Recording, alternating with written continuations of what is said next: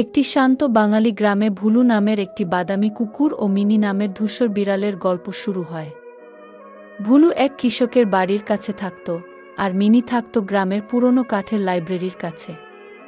একদিন এক গ্রামবাসী বলল, আরে আরে, কুকুর আর বিড়াল তো স্বাভাবিক শত্রু, এরা কখনো এক হতে পারে না।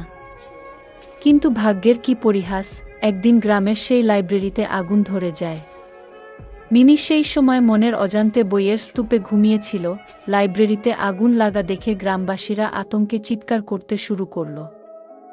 তারপর ভুলু আগুন লাগার খবর পেয়ে দূর থেকে দৌড়ে আসে এবং সাহস করে ধোঁয়ার মধ্যে দিয়ে ছুটে গিয়ে মিনিকে খুঁজে বের করে তার গলা ধরে উদ্ধার করে বাইরে নিয়ে আসে।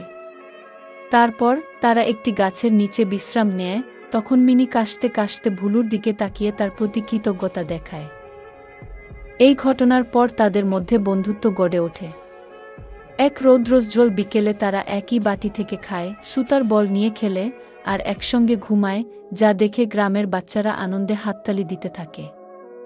এই গল্প থেকে আমাদের শিক্ষা, ভালোবাসা আর সহানুভূতি থাকলে শত্রুও বন্ধু হয়ে উঠতে পারে।